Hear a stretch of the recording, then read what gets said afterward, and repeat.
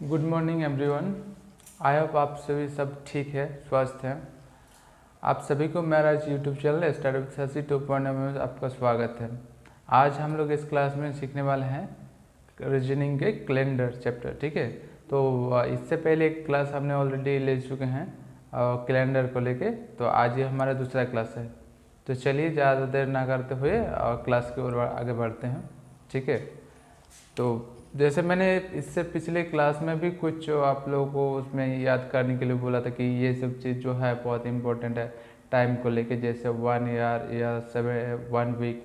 इस चीज़ को आपको पहले से हमने बोला था कि थोड़ा आप लोग इसको अगर याद करेंगे तो आगे चलते आप लोगों को जो क्वेश्चन का हल करने में आपको बहुत आसानी होगी। इस तरह से मैंने भी आज उसी प्रकार कुछ और लिख दिए हैं। आज हालांकि और एक दो ठो लिख देंगे, जैसे ये मंथ कोड या फिर जो हर मंथ में कितना एक्स्ट्रा जो डे रहता है, ठीक है। वीक के अलावा जो हर मंथ में एक्स्ट्रा डे रहता है उसको भी हम आज इस क्लास में समझेंगे। साथ में जो हर डे का डे कोड वो भी हम लोग सीखेंगे। तो चलिए इससे स्टार्ट करते हैं। तो जैसे 1 ईयर इक्वल टू 1 ईयर यानी 365 दिन। 365 दिन को अगर हम लोग वीक में डिवाइड करें तो कितना वीक बनता है। तो 365 को अगर हम लोग वीक में डिवाइड करें तो 365 दिन का वीक में होता है 52 वीक 1 डे, ठीक है। तो फिर 365 दिन को कितना वीक होता है, 365 दिन यानी 52 वीक 1 डे, ठीक है। और नेक्स्ट में है हम लोग का लीप ईयर, ठीक है। लीप ईयर मतलब क्या होता है, लीप ईयर को हम लोग बोलते हैं आधी वर्ष, ठीक है। आप लोग जानते हैं कि लीप ईयर में सिर्फ एक दिन बढ़ जाता है, उसमें कितना दिन होता है, 366 दिन होता है।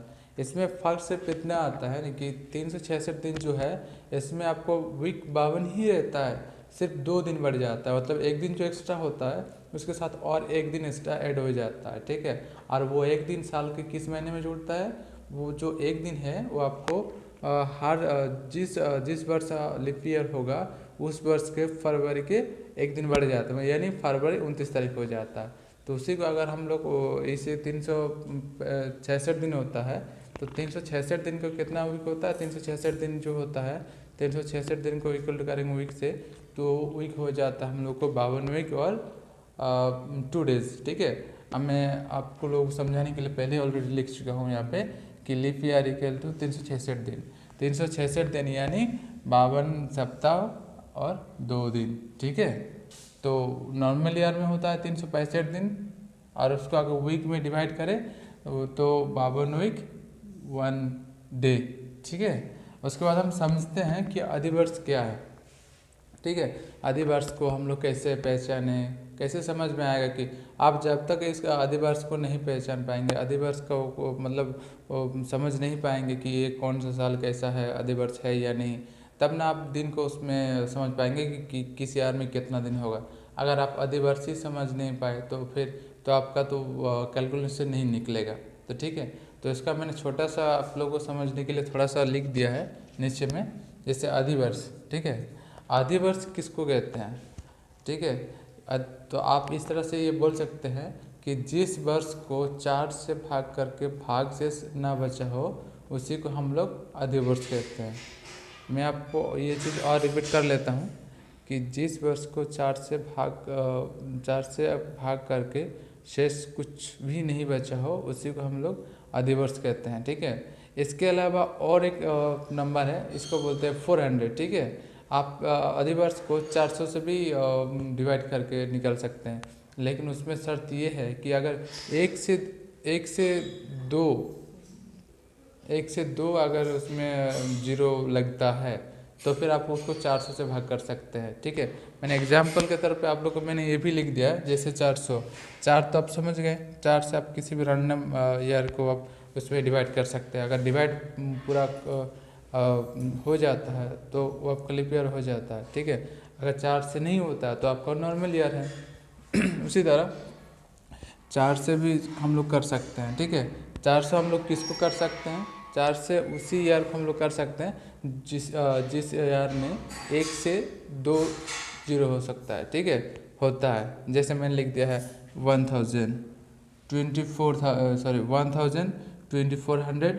या फिर 900 या फिर 800 या फिर 1600 या फिर 2000 या फिर 700 या 1400, ठीक है। हालांकि इसमें सभी हम लोग का लीप ईयर नहीं है, कुछ कुछ है जो 400 से हम लोग को डिवाइड किया जा सकता है, तो जिसमें भागशेष नहीं रहेगा उसी का हम लोग लीप ईयर कह सकते हैं। लेकिन देखिए यहाँ पर 2400 है, ये 400 से आपको भाग चला जाएगा, तो इसलिए 2400 जो लीप ईयर है, ठीक है। उसके बाद है आपको 2000 भी आपका चल जाएगा, जैसे 400 से ये 5 हो जाएगा, ये 1600 भी चल जाएगा, ठीक ना। आपका ये शायद नहीं जाएगा, ठीक है। तो इसका मतलब ये नहीं कि इसमें सभी लीप ईयर, मैंने आपको समझाने के लिए एक से ज़्यादा शून्य उसमें लिख के जस्ट एग्जांपल के तौर पर दिया है, ठीक है। हालांकि ये 2400 लीप ईयर है, 1600 लीप ईयर है, 2000, इसमें कैसे समझेंगे। तो जैसे मैंने कहा था कि 4 से किसी भी से एक से ज़्यादा शून्य रहने वाले वर्ष को अगर 4 से डिवाइड करें तो पता चलता है। जैसे मैंने 2400 को डिवाइड करा, ठीक है, 2400 को हम डिवाइड कर रहे हैं, ठीक है।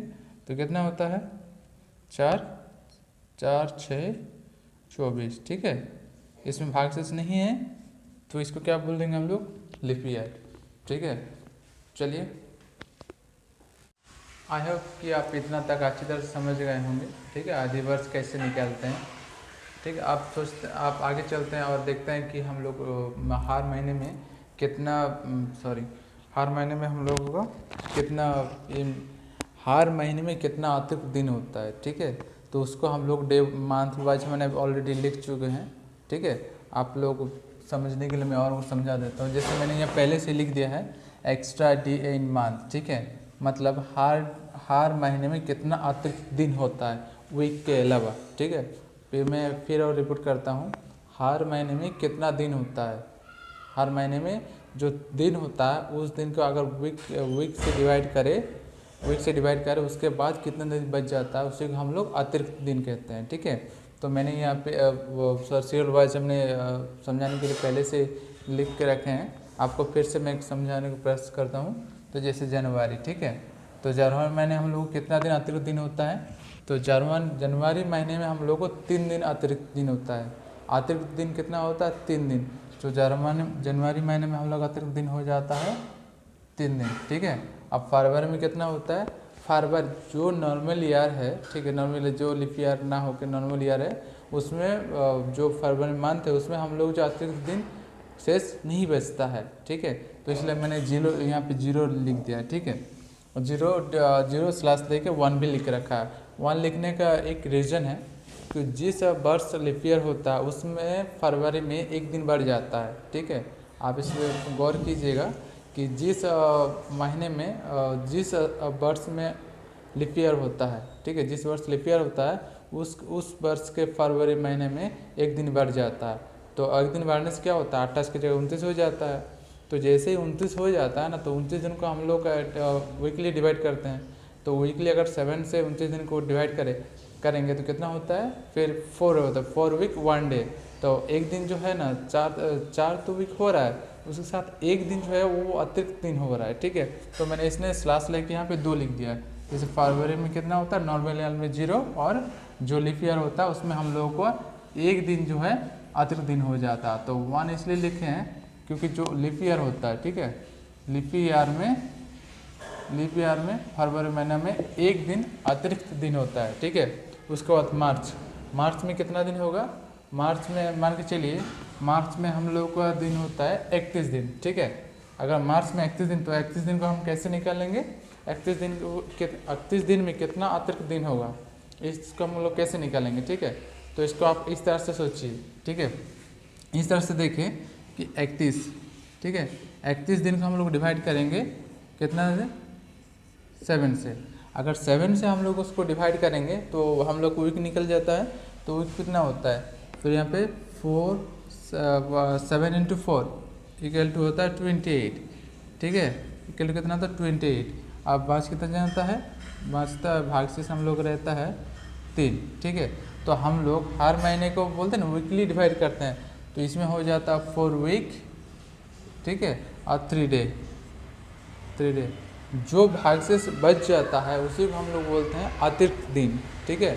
तो इस हिसाब से मैंने 1 से लेके 12 महीने तक पहले से ही मैंने बना के रखे हैं। तो आप लोग समझे, इसके लिए मैं यहाँ पे आपको डिटेल में किया है, आपको एनालिसिस किया है कि ताकि आपको हर महीने का अतिरिक्त दिन निकालने को तरीका आपको पता हो, ठीक है।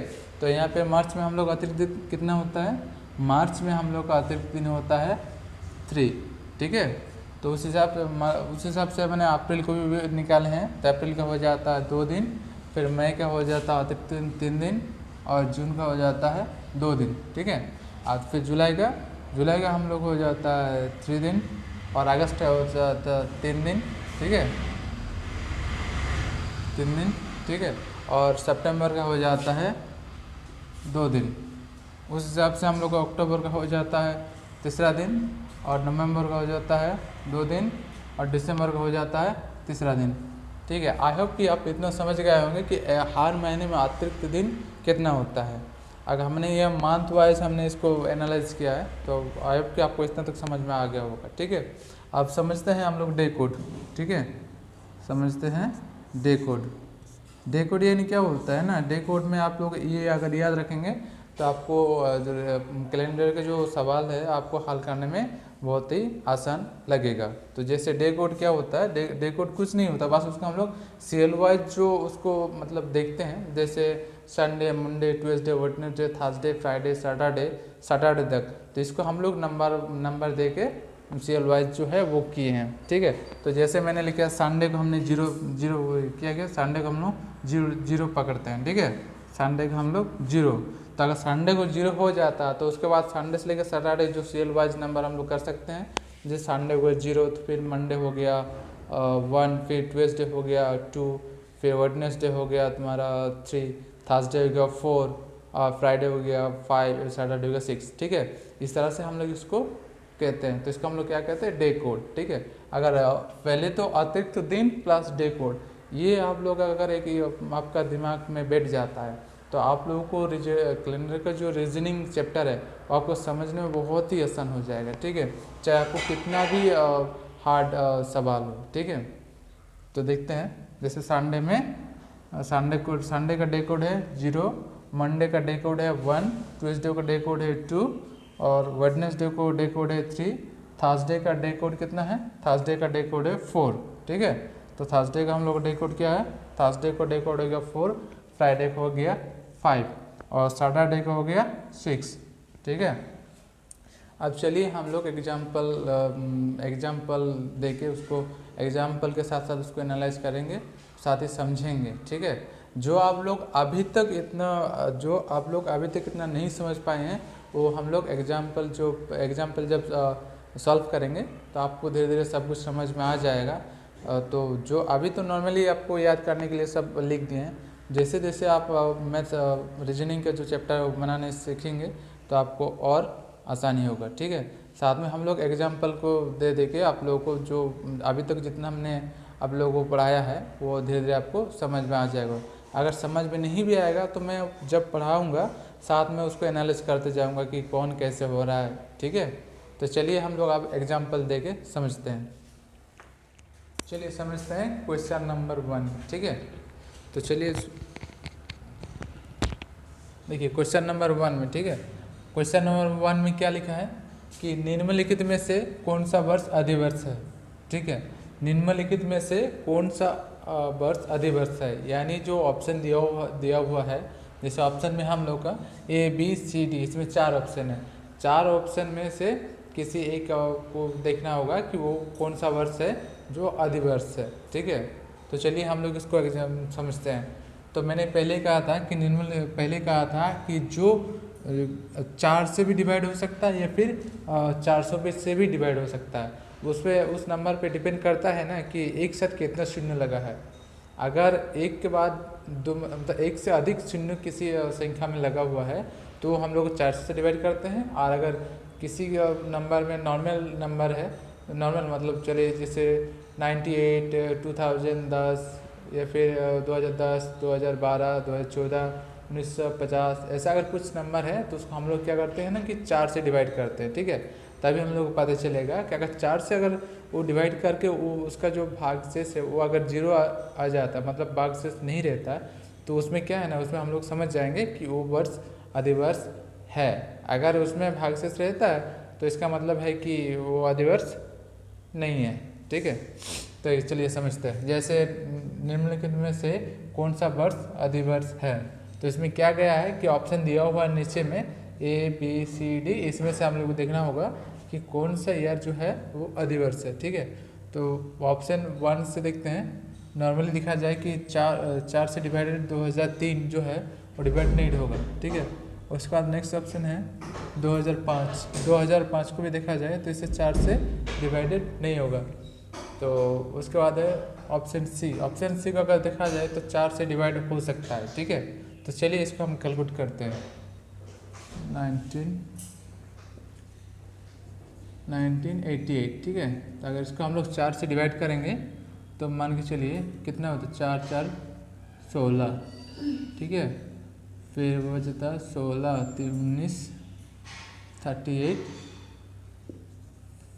4 और 9 9 4 36 2 8, यानी 4 और 7 28। ठीक है, तो दोस्तों देखिए हम लोग को यहाँ पे कोई भागशेष नहीं है। अगर 9 to 8 को हम लोग किए हैं तो इसमें कोई भी भागशेष नहीं है। तो इस तरह से जो हम लोग option number C is the right answer. ठीक है, मैं फिर से एक बार बोल रहा हूँ कि क्वेश्चन नंबर 1 का आंसर जो है option number C is the right answer. तो इसमें होगा answer option C. Okay, answer हो गया ऑप्शन सी।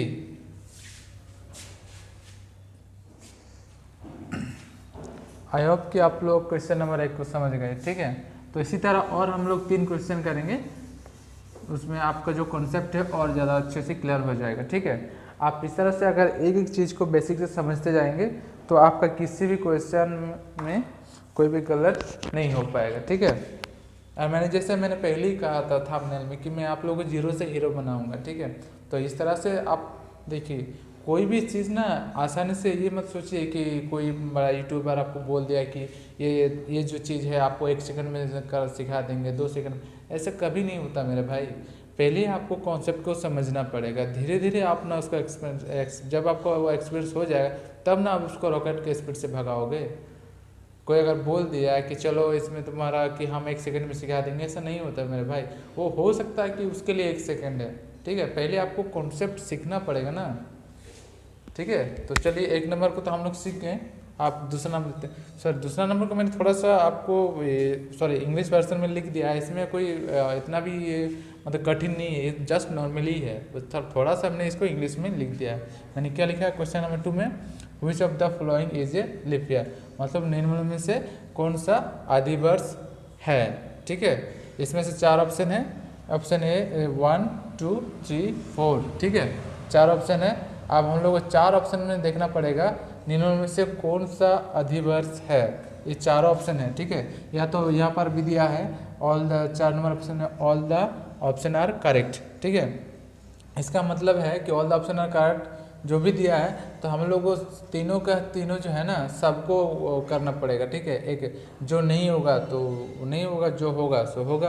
तो चलो 2012 से देखते हैं। अगर 2012 का हम लोग डिवाइड करेंगे, 2012 को 4 से डिवाइड करेंगे तो कितना होता है, 4 5 20 और 12 यानी 12। देखिए ऑप्शन नंबर ए भी हो रहा है। ठीक है, आप करते हैं 1996 को। ठीक है, अगर 1996 को करें, 1996 को भी 4 से डिवाइड करें तो देखिए यहाँ पर कितना होता है, 4 4 16 16 19, तो 4 9 36 और 6 9 से अगर 6 माइनस करें तो 3 और 6 यानी और 4 9। ठीक है, तो हम लोग का आंसर ये भी ठीक है, अगर ऑप्शन नंबर 2 भी लीप ईयर है। ठीक है, आप कोशिश करेंगे। देखिए अब जो हम लोग 3 ऑप्शन 3 को भी एक बार हम लोग टेस्ट करते हैं। ठीक है, नहीं पता कैसे चलेगा।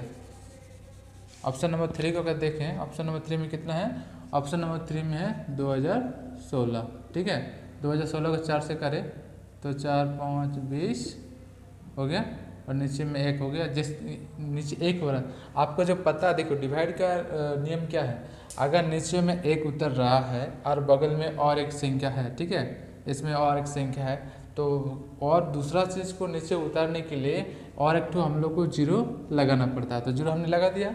अब इसको हम लोग 6 को उतार सकते हैं, ठीक है। तो इसमें अगर 4 से 4 डिवाइड करें, 4 से 4 मल्टीपल करें तो 16 हो जाता है, ठीक है। तो चलो देखिए हम लोगों को जो ऑप्शन नंबर 3 भी ठीक है। इसका मतलब ये आंसर 1 2 या 3 कुछ नहीं, ऑप्शन नंबर 4 हम लोग ठीक है। जैसे मैंने लिखा था which of the flowing easily pair, यानी ऑप्शन नंबर 1 2 3 तीनों ठीक है। तो तीनों को राइट ना मार के हम लोगों का कौन सा आंसर ठीक होगा, हम लोग जो आंसर ठीक होगा वो ऑप्शन नंबर 4, यानी all the option are correct. इसका मतलब होता है कि आपका जो सारे सवाल सही है, मतलब सारे के सारे ही लीप ईयर है, तो हम लोग का सही आंसर हो जाता है option number 4, all the option are correct, ठीक है, all the option are correct. तो क्वेश्चन नंबर 2 का आंसर कौन सा ठीक होगा, all the option are correct, यानी 4 नंबर जो है वो हम लोग को करेक्ट आंसर है। अब चलिए देखते हैं क्वेश्चन नंबर 3 में, ठीक है। अब थोड़ा सा 4 को छोड़ के और दूसरा देखते हैं, ठीक है। तो देखिए क्वेश्चन नंबर 3 में है कि निम्नलिखित में से कौन सा वर्ष अधिवर्ष नहीं है। क्वेश्चन को एक बार आप लोग फिर से अच्छे से पढ़ लीजिएगा, ठीक है। नहीं तो क्वेश्चन में क्या होता है कि आप लोग एक बार पढ़ लिए और क्वेश्चन करने लग गए, तो हो सकता है कि आप है नहीं, इस चक्कर में भी आपको बहुत गलत हो जाता है, जिसकी वजह से नेगेटिव मार्क्स जो है वो आपको कट जाएगा। तो पहले ध्यान से क्वेश्चन को समझना है कि क्वेश्चन में क्या पूछा जा रहा है, ठीक है, उसके बाद आंसर करेंगे।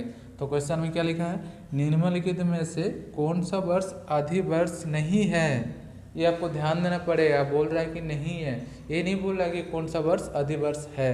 इस क्वेश्चन में आपको पूछा गया है कौन सा वर्ष अधिवर्ष नहीं है, ठीक है। तो चलिए इसको भी हम लोग देखते हैं डिवाइड करके।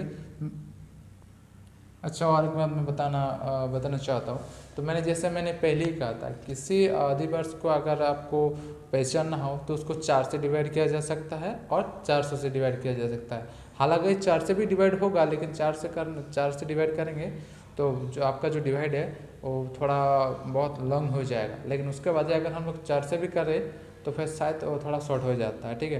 तो चलिए क्वेश्चन नंबर 3 को देखिए, यहाँ पर भी क्वेश्चन नंबर 3 को 400 से डिवाइड करते हैं। और मैंने कहा था 400 डिवाइड कब करेंगे, जब किसी वर्ष में 1 से ज़्यादा शून्य हो, ठीक है। 1 से ज़्यादा शून्य होगा तभी ना आप 400 से डिवाइड कर पाएंगे, ठीक है।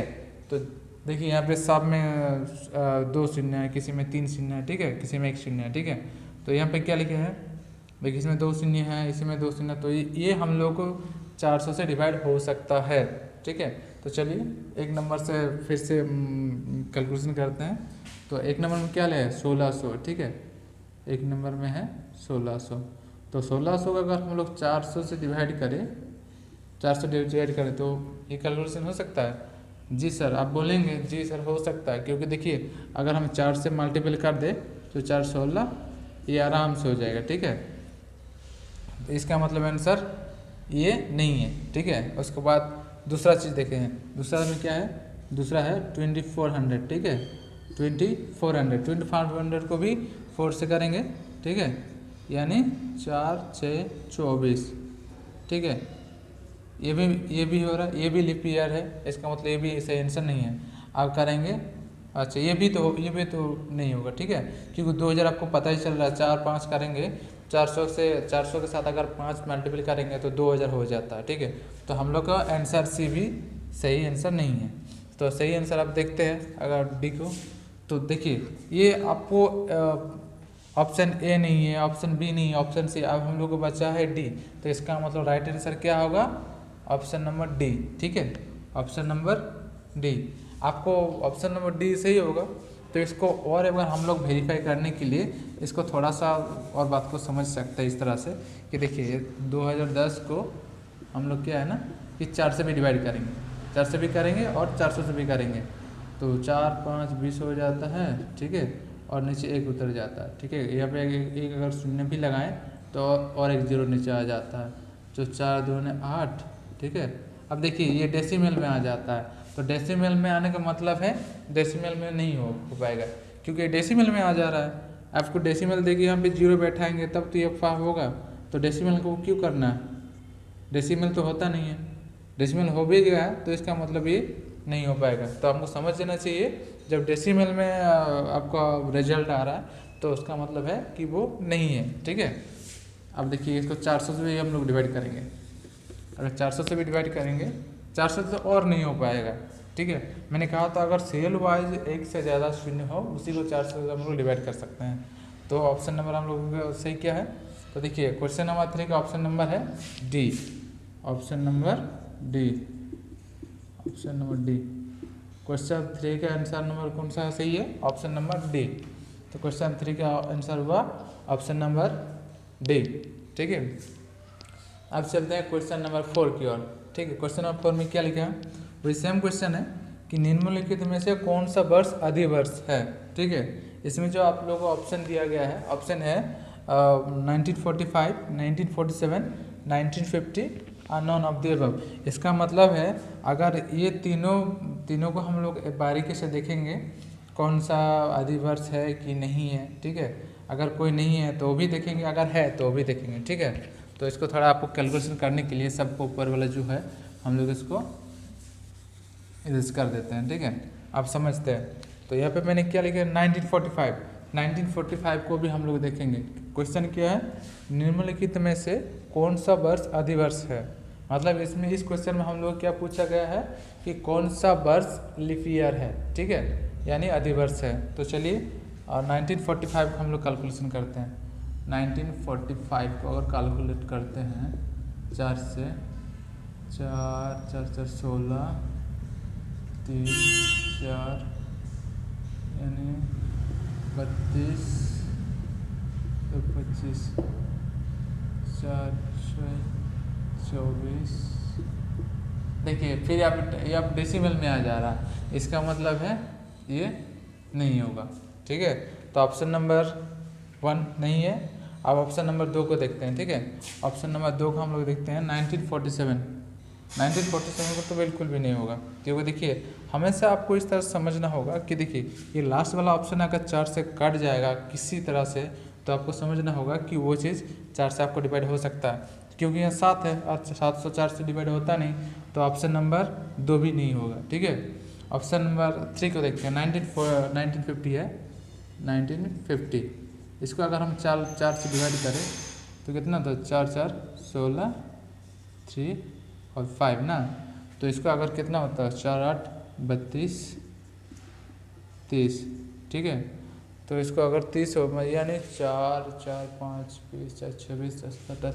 अब ठीक है इसमें 7 करते हैं, ठीक है। तो कितना होता है 8 2 30, यानी ये भी नहीं है, ठीक है। तो हम लोग ऑप्शन ए नहीं है, ऑप्शन बी भी नहीं है, ऑप्शन सी भी नहीं है। तो क्वेश्चन नंबर 4 का सही आंसर क्या होगा, क्वेश्चन नंबर 4 का जो सही आंसर होगा वो हम लोग होगा नन ऑफ द अबव, ठीक है। आप चलेंगे थोड़ा सा दूसरे टाइप क्वेश्चन में, ठीक है। अभी हम लोग जो क्वेश्चन किए हैं ये क्वेश्चन जो है वो एक ही तरह का क्वेश्चन था। ये चारों जो है क्वेश्चन 1 2 3 या 4 ये चारों क्वेश्चन सेम तरह के थे, ठीक है। आप थोड़ा चलते हैं दूसरे टाइप से, ठीक है। का 4 क्वेश्चन था उसको हम लोग सॉल्व किए। अब थोड़ा ये दूसरा टाइप है। इस क्वेश्चन में आपको जो मंथ कोड या फिर एक्स्ट्रा हर महीने में कितना एक्स्ट्रा डे रहता है, फिर या फिर आप बोल सकते हैं कि जो डे कोड है सारा चीज़ जो हो यूज होगा, ठीक है। ये क्वेश्चन बेसिकली हर एग्ज़ाम में पूछे जाते हैं। अगर आपको आप मान लीजिए 3-4 एग्ज़ाम हुआ है तो 3-4 एग्ज़ाम में से पक्का है कि 2-3 एग्ज़ाम में पूछा जाता है और काफ़ी बार पूछा गया है और पूछा भी जा रहा है, ठीक है। तो ये एग्ज़ाम पॉइंट ऑफ व्यू की दिख से मतलब नज़र से बहुत अच्छा क्वेश्चन है, ठीक है। इसको आप जैसे सॉल्व करने सीखेंगे तो आपको अच्छा लगेगा, ठीक है। और आपको थोड़ा लगेगा कि चलो हाँ कि रीजनिंग में मैं भी कुछ जानता हूँ, ठीक है। मेरा यही पर्पस है कि मैं आप लोगों को थोड़ा बारीकी से समझाऊँ, ठीक है। तो चलिए इस क्वेश्चन को हम लोग सॉल्व करते हैं, ठीक है। तो ये जो क्वेश्चन है लिखा है क्या है क्वेश्चन नंबर जो 5 है हम लोग का, सॉरी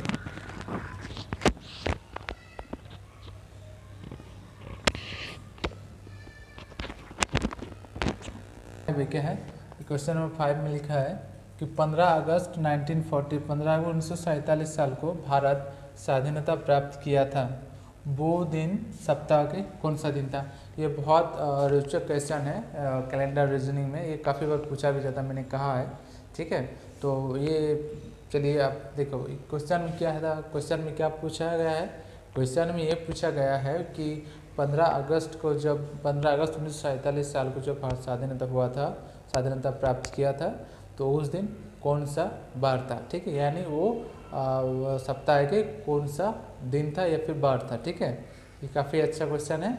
यहाँ पे हम लोग को जो है ऑप्शन पहले से दिया गया है। ठीक है, इस ऑप्शन को हम लोग अब एनालाइज करेंगे कि कौन सा आंसर सही होगा। ठीक है, तो चलिए शुरू करते हैं।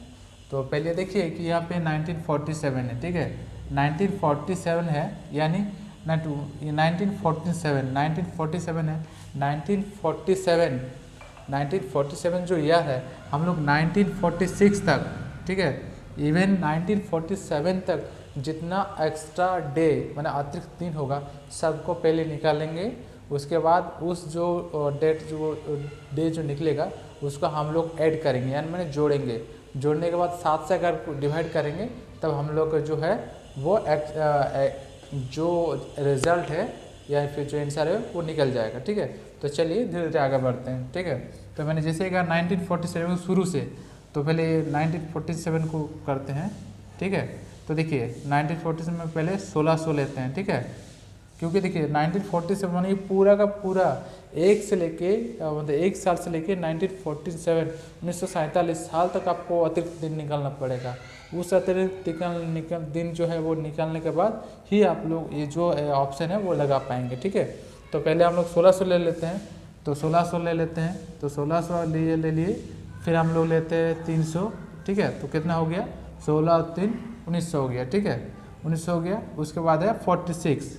ठीक है, हो गया ना, तो हम लोग टोटल हो गया 1940 साल तक, 1940 साल तक हो गया। ठीक है, तो चलिए समझते हैं। तो 1600 साल में हम लोग का कितना इसमें लीप ईयर होगा। तो देखिए 1600 साल को अगर लीप ईयर से देखेंगे, 1600 को देखेंगे तो 4 से डिवाइड करेंगे तो बोलेंगे 400 से डिवाइड करेंगे तो हो जाता है 4। ठीक है, तो 4 हो गया लीप ईयर। और एक्स्ट्रा ड्यूटी कितना होता है, एक्स्ट्रा डे, सॉरी ड्यूटी नहीं, बार बार ड्यूटी हो जा रहा है क्योंकि डे से ड्यूटी हो जा रहा है। ठीक है, तो एक्स्ट्रा ड्यूटी जो है 0। ठीक है, आप 300 को करेंगे। ठीक है, तो आपको ये चीज़ ध्यान रखना पड़ेगा, हर 100 साल में 5 दिन एक्स्ट्रा डे होता है। हर 100 साल में 5 दिन अतिरिक्त दिन होता है। ठीक है, तो हर साल में आप अगर 5 दिन होता है तो बोलेंगे 300 साल में कितना होगा, तो 300 साल में 15 हो जाता है, क्योंकि 100 साल में अगर 5 होता है तो 300 साल में जाहिर सी बात है कि 15 होगा भाई। तो ठीक है ना, तो 100 साल में अगर 5 होता है तो 300 साल में 3 5 15। ये तो काफ़ी आसान सवाल है। ठीक है, तो हम लोग यहाँ पे 3 × 5 इक्वल टू कितना दिन तक 15, तो हम लोग एक अतिरिक्त दिन कितना हुआ 15। ठीक है, आप 46 को करते हैं। ठीक है, 46 को करते हैं। 46 को यहाँ पे थोड़ा आपको फार्मूला यूज करना होगा। 46 ईयर है क्योंकि देखो 1900 जो है वो पूरा 1900 वो सदी है। ठीक है, और जो 46 ईयर है ये थोड़ा कम है। ठीक है, तो 50 वर्ष से भी कम है, इसको थोड़ा हम लोग कैलकुलेट करना पड़ेगा। तो आप यहाँ पे इस तरह से कैलकुलेट करेंगे कि 46 ईयर जो है इसको हम लोग निकालेंगे। इसमें हम लोग को लीप ईयर कितना है, फिर नॉर्मल ईयर कितना है, फिर उसको थोड़ा सा फार्मूला यूज करके आधे दिन जो है वो निकालेंगे।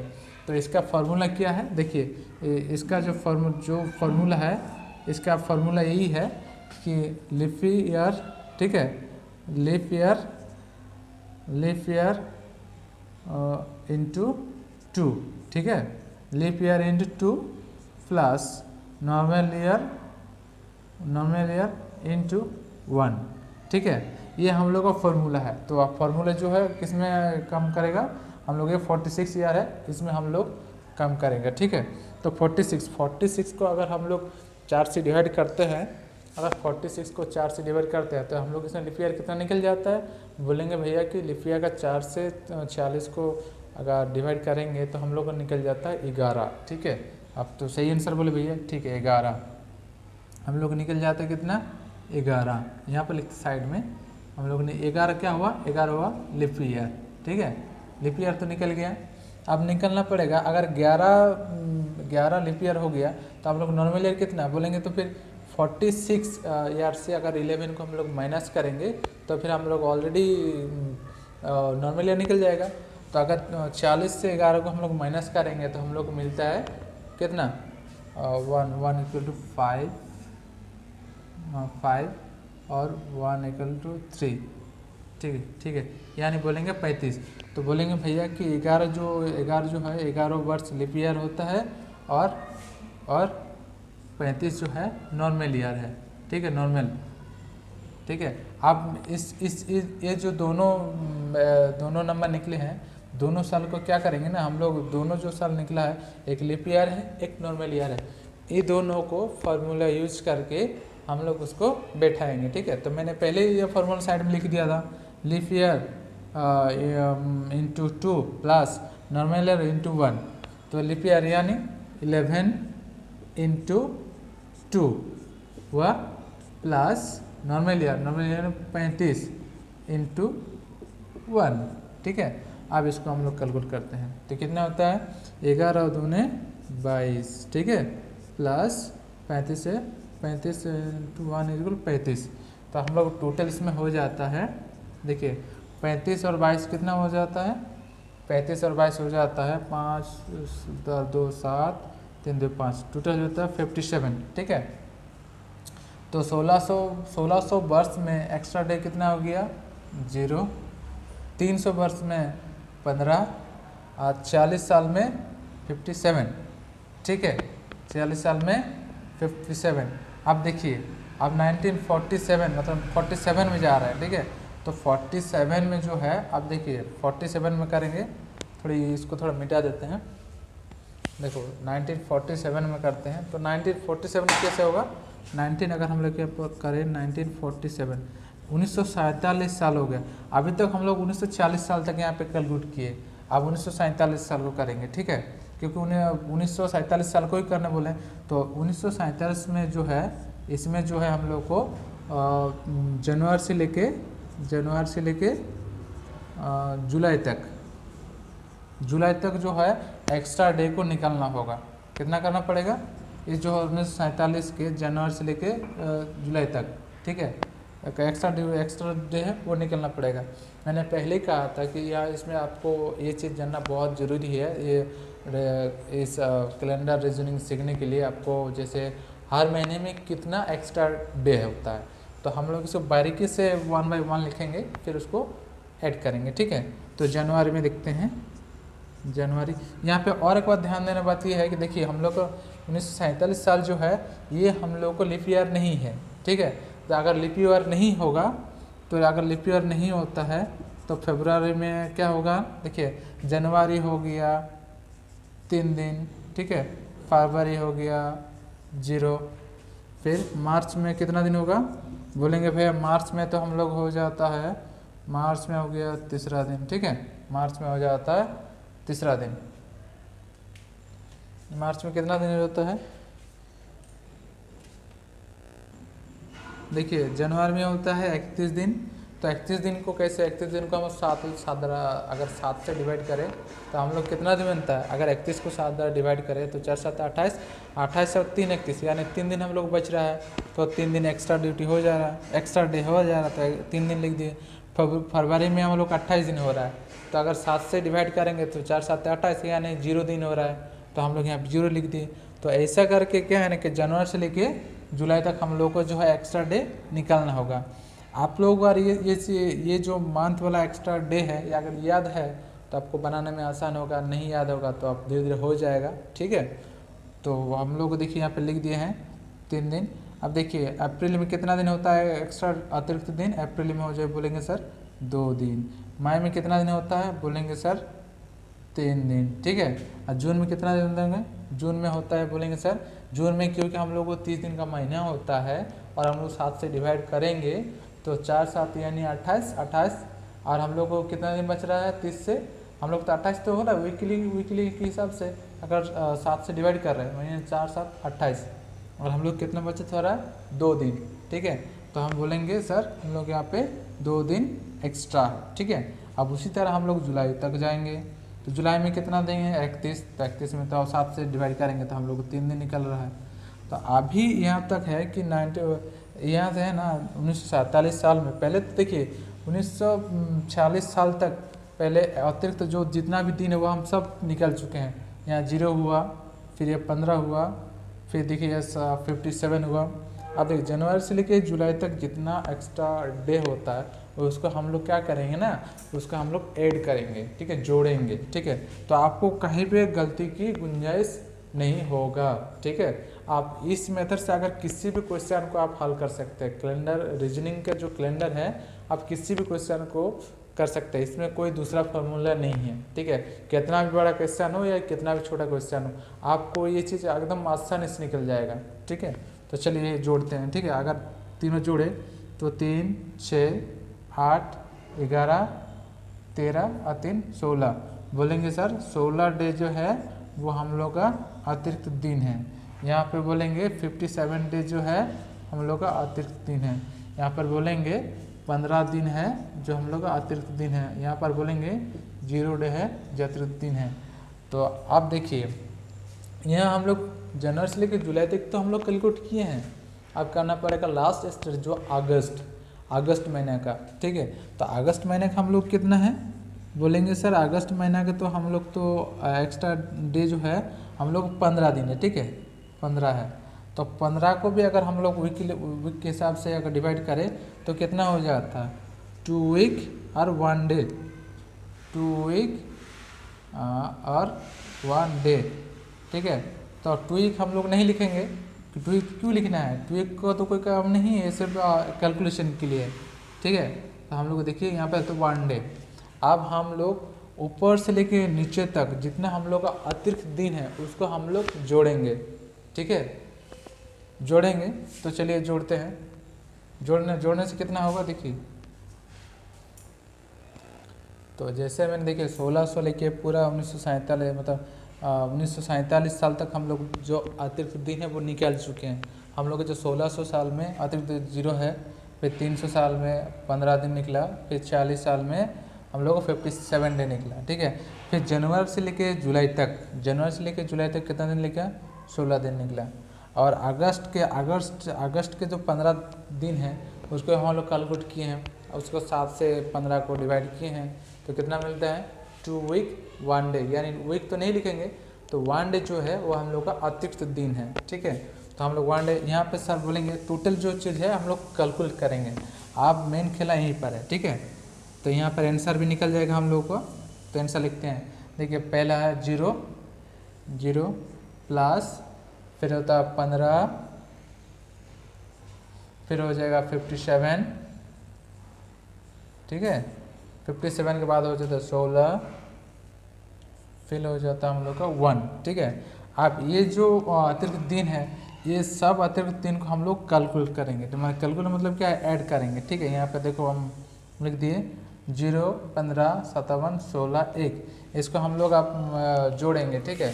तो जोड़ने से कितना होता है हम लोग जोड़ते हैं यहाँ पे जोड़ते हैं 0 15 57 1 6 1, तो कितना होता है 7 5 12 6 18 और 1 19 होता है, 7 से 14 19 तक 5 6 7 8, टोटल हम लोग जो होता है देखिए यहाँ पर जो होता है हम लोग टोटल 89 डेज, यानी 1947 साल 1947 के 15 अगस्त तक हम लोग का जो डे होता है 89 डे। अब इस 18 जो 89 डे है इसको अगर हम लोग 7 से डिवाइड करेंगे तो हम लोग जो है ना डे को निकल जाएगा, ठीक है। तो चलिए ये इतना सब बहुत लंबा हो गया, इसको थोड़ा मिटा के फिर से करते हैं। 89 को अगर हम 7 से करते हैं, देखिए यहाँ पे यहीं पे कर देते हैं, ठीक है। अगर 89 को सर बोलेंगे 89 को अगर हम 7 से डिवाइड करेंगे तो हो जाता है 7 12 84, माने 7 84, तो 84 में 5, ठीक है। तो हम लोग को कितना यहाँ बच रहा है 5। अब इसमें आप सोचिए कि हमने पहले आपको सिखाया था कि हम लोग डे कोड बहुत ज़रूरी होता है, ठीक है। आप डे कोड समझ गए, तो क्या है ना 5 क्या है ना 5 का डे कोड क्या है, 5 का बोलेंगे 5 डे कोड, यानी 5 हो जाता हम लोगों का फ्राइडे। क्या हो जाता फ्राइडे।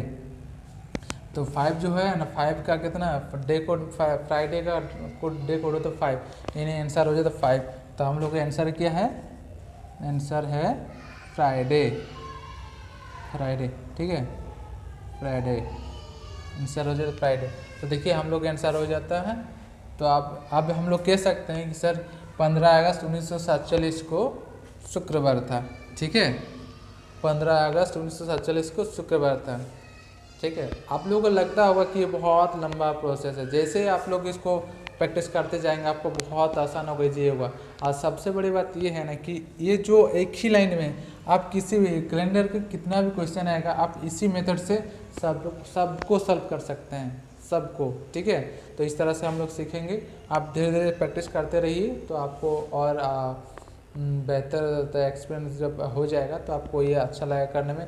हालांकि अभी आप जैसे पहले में देखेंगे तो थोड़ा आपको टफ लगेगा, क्योंकि बोलेंगे भैया कि इतना लंबा बना दिए।